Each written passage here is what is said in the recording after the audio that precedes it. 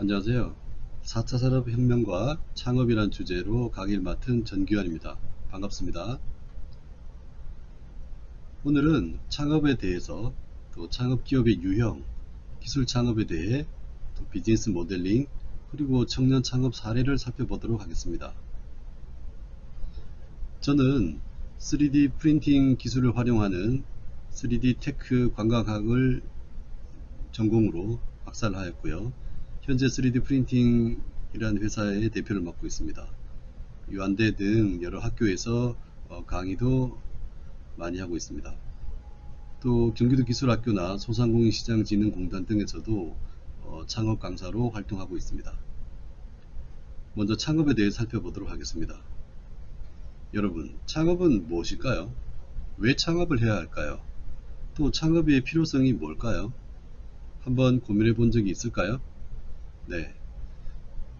변화하고 있는 한국의 사회에서 그 실마리를 찾을 수 있습니다.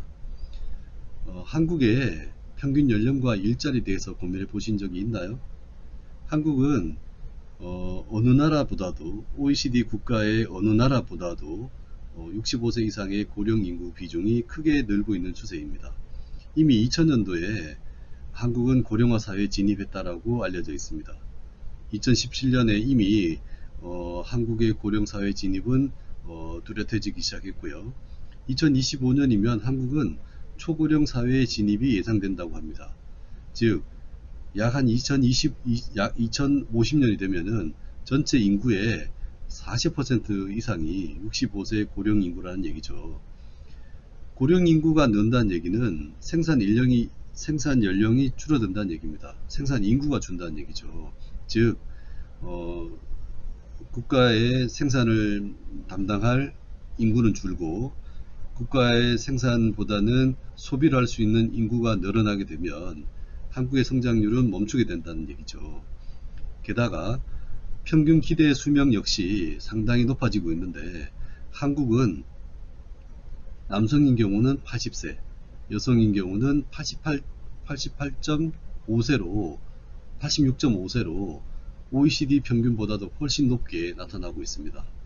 즉, 평균으로 따지면 한 83.5세가 우리 한국인의 평균 기대 수명이라고 할 수 있는데 이만큼 퇴직 이후에도 그 많은 약 30년간의 은퇴 생활을 즐길 수 있게 되는 셈이 됩니다. 그러면 과연 모두가 행복해지면서 그 고령사회를 즐길 수 있게 될까요? 네, 여기에 의문점이 있다는 얘기입니다. 잘 아시는 것처럼 고령사회에 진입하게 되면서 한국의 잠재 성장률은 꾸준히 줄고 있습니다. 지금 보이는 이 그래프에서 볼 수 있는 것처럼 한국의 잠재 성장률은 꾸준히 하락하고 있는 추세에 있습니다. 잠재 성장률이라는 것은 추가적 인플레이션을 유발하지 않으면서 한 국가의 자본과 노동 등 생산 요소를 최대한 활용해서 달성할 수 있는 성장률이라고 할 수 있습니다. 즉, 인위적인 인플레이션을 유발하지 않은 채 정상적으로 성장했을 때 나타나는 성장률이라고 할 수 있습니다. 어떤가요? 한국은 2016년에서 2020년에 2.5% 정도로 낮아져 있는데 2030년에 가면 1.7%로 더 낮아지고 있다는 걸 알 수 있습니다. 고령 인구는 늘고 생산 인구는 줄고 그에 따른 한국의 잠재 성장률은 꾸준히 줄고 있다는 이유는 꾸준히 좀 줄고 있다는 추세는 우리에게 시사하는 바가 아주 크다고 할 수 있습니다. 자, 그래서 창업이라는 것이 관심에 떠오르고 있습니다. 창업은 이전까지만 해도 실패, 재기 이런 용어들과 잘 어울렸습니다. 사업하면 망한다더라 이런 얘기들을 쉽게 듣게 됐던 거죠. 하지만 이전 시대에는 사업하면 망한다더라 라는 좋은 글씨가 따라다녔지만 지금은 사업 그 자체가 이력인 시대입니다. 사업을 여러 번 해보면서 시장에 대한 그 다음에 소비자에 대한 니즈를 파악하게 돼서 그 다음 창업에서 성공하게 되는 예를 흔히 볼 수 있게 된 것도 바로 이 때문입니다. 자, 창업은 그러면 무엇이라고 할 수 있습니까? 사회활동을 위해서 기업을 새로 설립하는 것, 즉 사업을 처음으로 시작하는 것을 우리는 창업이라고 합니다. 혁신을 강조하고 새로운 제품이나 서비스를 제공하는 것, 새로운 가치 창출 활동, 이렇게 정리할 수 있는 것이죠. 사업과 창업은 구분됩니다. 사업은 지속적인 영리 행위, 반복해서 재화나 용역을 판매하는 행위를 우리는 사업이라고 하는데, 여기서 사업자란 말이 떠오르죠. 사업자는 사업 목적이 영리든 비영리든 관계없이 사업상 독립적으로 재화 또는 용역을 공급하는 자라고 합니다. 이것은 부가가치세법에 표현되어 있는 정의라고 할 수 있습니다. 네. 또 이 창업에 관련된 그 배경에는 중소기업 창업지원법이라는 것이 있습니다. 일명 중소기업 창업법이라고 하는데, 여기서 말하는 창업은 중소기업을 새로 설립해서 사업을 개시하는 것이라고 정의를 하고 있고요. 또 창업자는 중소기업을 창업하려는 자라고 할 수 있습니다. 중소기업을 설립해서 사업을 개시한 날로부터 7년이 지나지 아니한 자를 창업자라고 할 수 있는 겁니다. 여기서 중요한 포인트가 하나 있는데, 언제를 사업의 시작으로 보실 거냐는 겁니다. 사업 시작은 법인인 경우는 법인 설립 등기일이 바로 법인 성립일이라고 하는데, 이날이 사업 개시일이 되는 거고요. 개인 사업자인 경우는 사업 개시일, 즉 사업자 등록증을 낸 날이 바로 사업일이 됩니다. 선생님은 창업한 지 7년이 되는 시기인데, 창업진흥원으로부터 어떤 사업을 제안을 받았을 때 창업기업이 되느냐 안 되느냐에 따라서 지원을 받을 수 있고 못 받게 되는 날이 있었는데, 안타깝게도 저는 이 창업기업이라는 게 설립한 날로부터 7년 이내라는 사실을 몰라서 지원을 못 받은 예가 있거든요. 그래서 창업기업은 사업을 개시한 날로부터 7년 이내라는 점을 꼭 기억해 주시기 바랍니다. 네, 다시 한번 정리하면 창업은 이제 더 이상 실패의 그런 굴레가 아닙니다. 창업은 바로 새로운 이력을 만들어내는 과정이라고 생각합니다. 사업 활동을 위해서 기업을 새로 설립하고 사업을 처음 시작하는 것이 바로 창업이라고 할 수 있습니다. 그러면 창업을 어떻게 준비하는 게 좋을까요? 네, 창업을 준비하는 데 있어서 필요한 사이트 하나를 소개합니다. 바로 창업진흥원에서 운영하고 있는 K-스타트업이라는 사이트입니다. 이 K-스타트업이라는 사이트는 창업 단계, 특히 예비, 초기, 도약 단계별로 창업 지원을 받을 수 있는 곳입니다. 특히 사업화라든가 창업교육, 시설과 공간 보유, 멘토링, 행사, R&D까지 다양한 분야에서 지원을 받을 수 있는 프로젝트들이 많이 있다는 것을 알 수 있습니다. 이 K-스타트업을 통해서 보면은 다양한 신규 사업 공고도 올라오고 다양한 지원 사업도 공지되고 있습니다. 마침 내가 하려는 사업에 정부에서 이런 지원 사업이 있다는 걸 알면 당연히 이용하는 게 좋겠죠. 이 창업 정보 사이트인 K-스타트업에서는 그 창업 지원뿐만 아니라 창업 공간을 제공하기도 하고요. 또는 창업 기존의 기업과 신규 창업 기업의 커뮤니티 연결도 이어주고요. 또 사업 자금을 투자받을 수 있는 그런 VC들과의 만남도 주선해주는 그런 여러가지 활동들을 하고 있으니까 여러분도 지속적으로 살펴볼 필요가 있습니다. 당장 뭐 창업을 하지 않더라도 이런 사이트를 통해서 그 분위기라도 확인해 보는 건 매우 좋은 준비가 아닐까 생각합니다. 네, 창업 기업의 유형에 대해서 한번 살펴볼까요? 네, 이 법적인 용어라 좀 지루하게 들릴 수도 있습니다만은 그래도 알아둘 필요가 있기 때문에 정리해 봤습니다. 창업 기업에는 여러 가지가 있는데 그 중에 중소기업이란 말을 많이 들어봤죠, 그죠? 네, 중소기업이란 중소기업 창업지원법에 의해서 창업이라고 그리고 창업자라고 정의된 기업을 말하는데, 창업자는 이 중소기업의 창업기업이라는 것은 개시한 날로부터 몇 년이라고 그랬죠? 7년이라고 했습니다. 그죠? 네, 7년이 지나지 않은 기업을 말합니다. 그 다음에 벤처기업이라는 용어도 많이 들어보셨을 건데, 그 R&D 지출 규모가 일정 이상의 금액이 되면 이 벤처기업 인정을 받을 수 있는데, 벤처기업 육성에 관한 특별조치법에 따라서 벤처기업의 요건을 갖춘 기업, 벤처기업으로 정의를 받은 기업을 말합니다. 또 소기업과 소상공인으로 구별할 수 있는데 소상공인은 소기업 중에서 상시 근로자가 10명 미만의 기업을 이 소기업이라고 합니다. 또 사회적 기업이라는 것이 있는데 사회적 목적을 추구하면서 재화 서비스의 생산 판매를 하는 기업을 우리는 사회적 기업이라 하고요. 또 1인 기업이라는 게 있는데 1인 창조 기업은 창의성과 전문성을 갖춘 1인이 상시 근로자 없이 지식 서비스업이나 제조업 등을 영위하는 것을 우리는 1인 창조 기업이라 합니다. 네, 이런 창업 기업에 대한 그 관련 법규는 뭐 중소기업 기본법, 중소기업 창업 지원법, 벤처기업 육성에 관한 특별법, 소상공인 보호 및 지원에 관한 법률, 여성기업 지원에 관한 법률, 장애인 기업 활동 촉진법 등의 근거를 두고 있다는 것 기억해 두시기 바랍니다. 네, 자, 기술 창업의 절차에 대해서 한번 살펴보도록 하겠습니다. 창업을 하려면 어떻게 하는 게 좋을까요? 네, 먼저 창업 구상이 필요하겠죠, 그죠? 네, 창업자의 분석, 그 다음에 창업 아이템에 대한 탐색, 지식재산권의 검색, 확보, 그다음 소비자 및 시장의 분석이 필요한 단계입니다. 즉 내가 무슨 사업을 하고 싶은지에 대한 계획을 구체화시키는 관계라고 할 수 있죠. 네, 적어도 소비자와 시장을 알고 내가 여기에 컵밥집을 만들어야 되겠다. 컵밥집에 대한 시장 분석이 필요하겠죠, 그죠? 네. 두 번째 단계는 창업의 계획 단계입니다. 사업 아이템을 이제 구체화시켜야 될 때입니다, 그죠? 네. 컵밥이라는 게 아이들한테 인기가 많고 학교 근처에서 창업하면 좋겠다는 생각은 다 하시잖아요.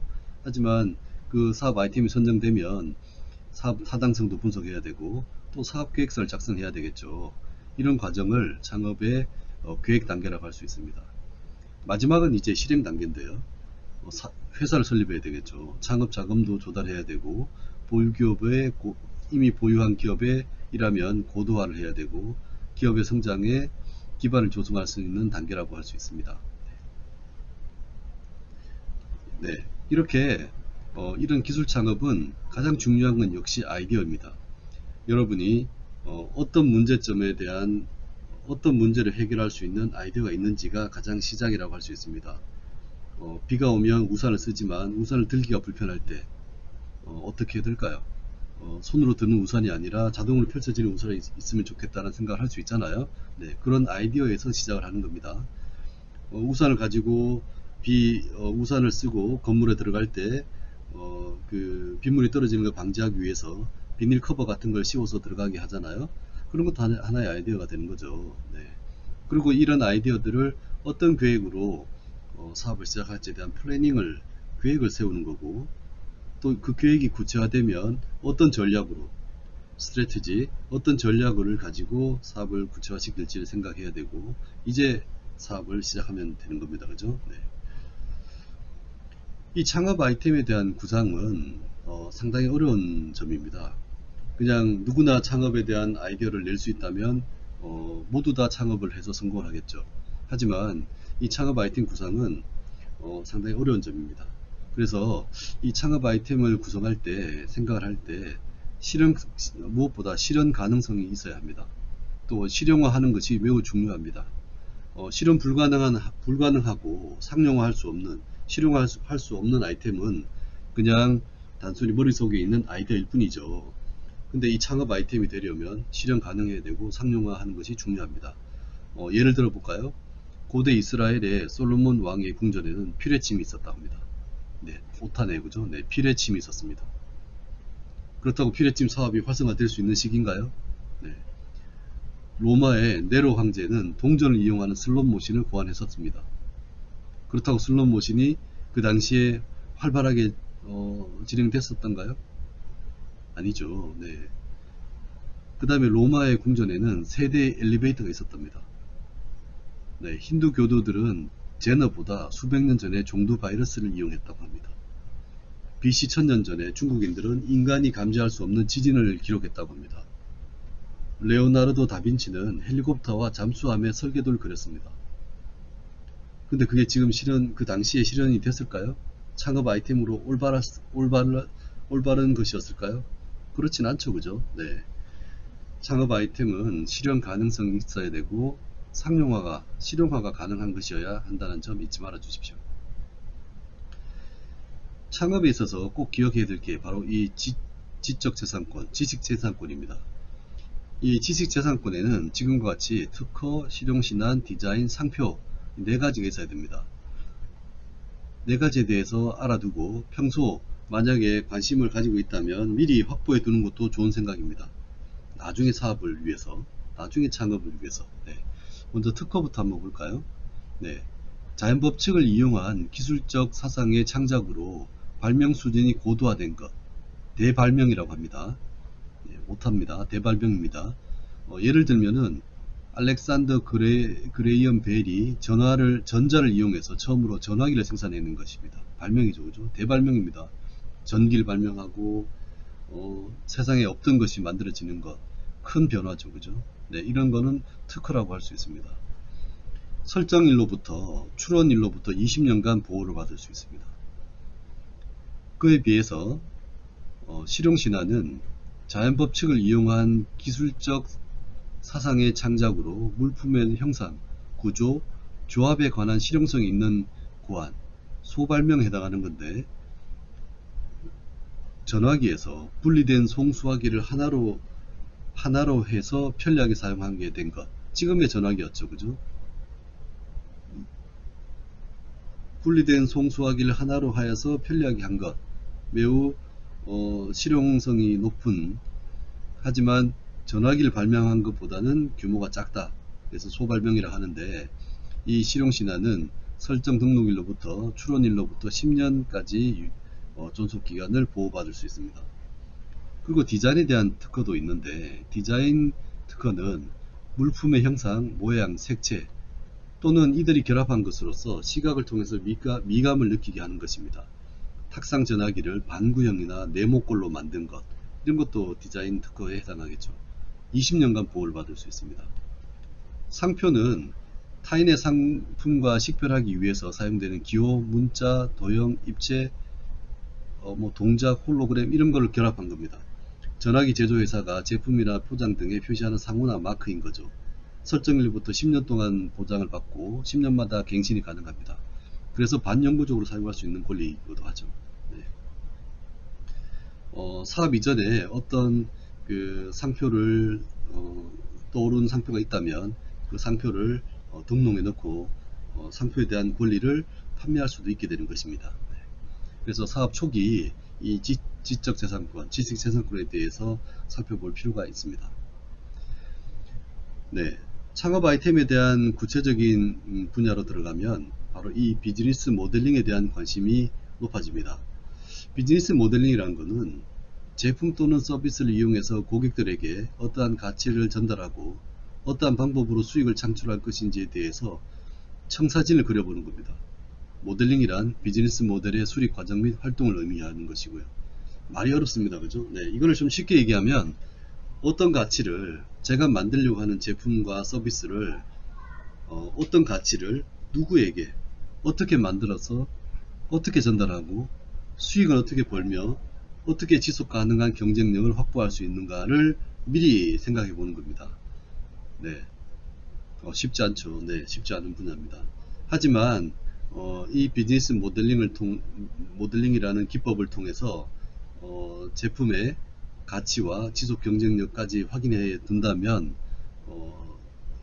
창업이 실패하지 않을 확률이 그만큼 높아지게 되는 것이죠. 네, 이 비즈니스 모델링을 확인하는데 바로 이 도표를 이용하면 매우 좋습니다. 알렉산더 오스트왈트의 비즈니스 모델에서 차용한 것인데, 이 보이는 하나 둘셋넷 다섯 여섯 하나 둘셋넷 다섯 여섯 일곱 여덟 아홉 가지 표에 여러분이 만들려고 하는 제품이나 서비스의 그 내용을 자세히 기입하다 보면 자연스럽게 비즈니스 모델링이 완성되는 겁니다. 예를 들어서 제가 한번 해볼까요? 네. 자, 다음 페이지 보면 알겠죠. 자, 핵심 파트너는 누가 당신을 도울 것입니다. 두 번째, 핵심 활동은 무엇을 할 것인가에 해당하는 분야입니다. 세 번째, 핵심 자원은 무엇을 갖고 있느냐입니다. 네 번째, 가치 제한은 무엇을 필요로 합니까? 여러분의 고객은 무엇을 필요로 합니까? 가치를 제한하는 거죠. 또 고객 관계는, 고객 관리는 어떻게 할 것입니까? 그 고객에게 여러분은 어떻게 잘 관리를 할 것입니까? 네. 다음 채널, 유통 경로는 어떻게 할 것입니까? 또 고객. 그러면 당신의 고객은 누구인지 구체화할 수 있습니까? 네. 비용. 네. 얼마를 지출하실 겁니까? 제품을 개발하고 서비스를 유지하는데. 수익. 네. 얼마를 벌게 되는 거죠? 뭔가 쉬워지지 않습니까? 네. 바로 핵심 파트너, 핵심 활동, 핵심 자원, 가치 제한, 고객 관계, 채널, 고객, 비용, 수익 이 9가지 비즈니스 모델링 기법을 이용해서 여러분의 사업을 구체화시켜 볼 수 있는 겁니다. 저의 경우를 든다면 저는 3D 프린터를 만들고 있습니다. 저의 핵심 파트너는 누가 당신을 도울 것인가? 저를 돕는 사람은 저희 직원들입니다. 엔지니어들입니다. 기술자들입니다. 그리고 저에게 부품을 만들어 줄 수 있는 여러 협력 공장들입니다.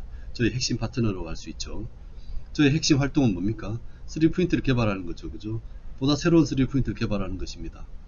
그리고 핵심 자원은 3D 프린터를 만들 수 있는 노하우입니다. 3D 프린터라는 오픈 소스를 이용해서 코딩을 할 수 있고 3D 프린트 기구를 개발할 수 있는 기구 설계가 가능한 인력이 있습니다. 이게 저희 핵심 자원이라고 할 수 있죠. 또 가치 제한.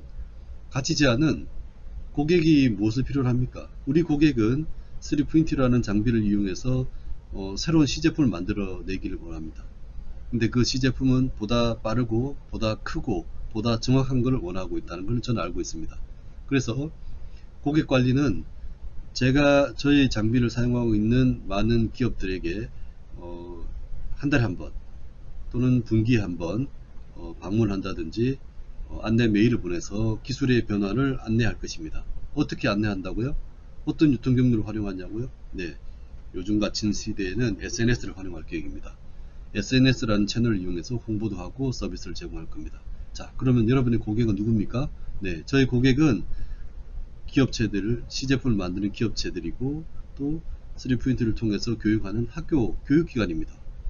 네, 비용은 얼마나 씁니까? 네, 저는 3D 프린트 개발을 위해서 1년에 약 5천만원 정도의 개발 비용을 사용합니다. 그러면 그걸 통해서 얼마의 수익을 만들어냅니까? 네, 저는 3D 프린트라는 걸 팔아서 1년에 5억의 매출을 내고 있습니다. 네, 자, 제가 말한 이런 관계 이해되시나요? 이렇게 이 8가지, 9가지 이 요소를 따라서 정리를 하다 보면 여러분이 어떤 사업을 할지 구체화되게 정리할 수 있다는 얘기입니다. 매우 아주 효과적인 비즈니스 모델링 기법입니다. 이 기법을 비즈니스 모델링 캔버스라고 하거든요. 네, 이 도표를 출력해서 여러분도 한번 적어 보시면 내가 어떤 사업을 할지에 대해서 구체화시킬 수 있을 겁니다. 네, 최근의 청년 창업 트렌드에 대해서 살펴보도록 하겠습니다. 열정과 패기, 20대의 청년 창업 사례를 살펴보도록 하겠습니다. 이 정보는 소프트웨어 마에스트로라는 데서 참고를 하였습니다. 먼저 창업의 사례는 사실 많습니다. 사실 어떤 창업 사례를 가져 소개하느냐에 따라서 더 근사하게 들릴 수도 있습니다만은 오늘은 이 소프트웨어 마에스트로에서 추천하는 5개 기업을 소개합니다만은 주변에는 그보다 훨씬 더 많은 창업 기업이 있다는 것을 기억해 주시기 바랍니다. 딜라이트라는 업체가 있습니다. 이 딜라이트라는 업체는 보청기를 만드는 회사인데 저소득층의 난청인들에게 저렴하고 효율적인 보청기를 보급하겠다는 사회적 기업입니다. 사회적 기업은 수익을 목적으로 한다기보다는 사회적인 역할을 한다는 데 더 의미가 있다고 앞서서 말씀드렸죠. 네.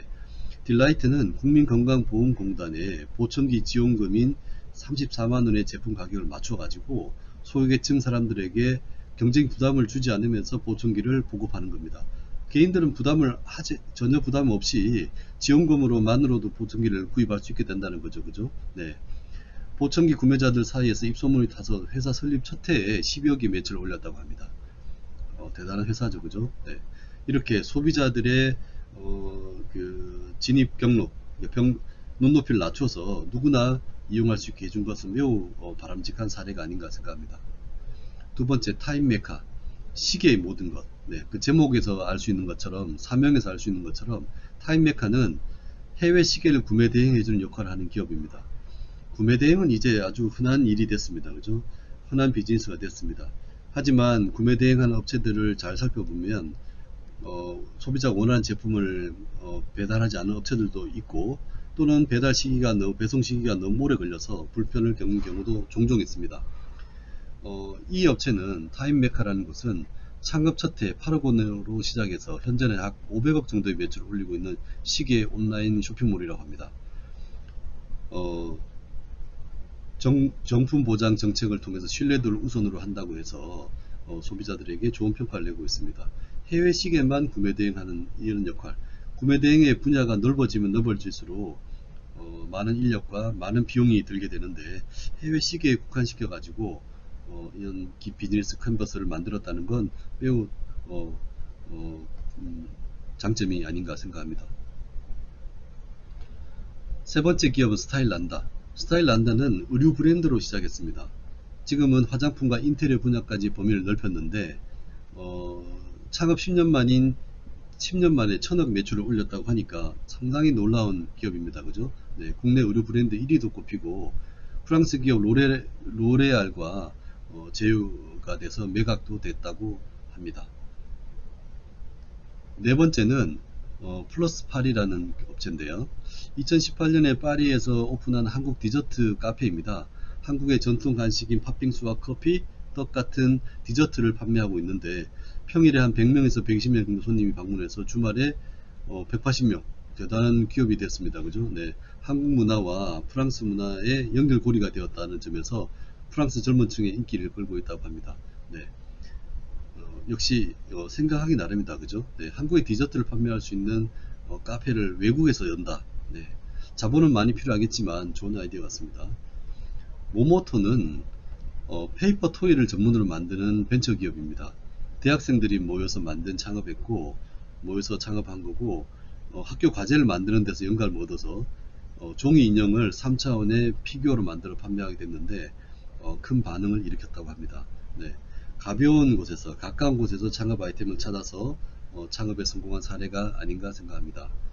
네, 이렇게 창업은 먼 곳에 있는 것이 아닙니다. 아주 가까운 곳에 창업은 존재하고,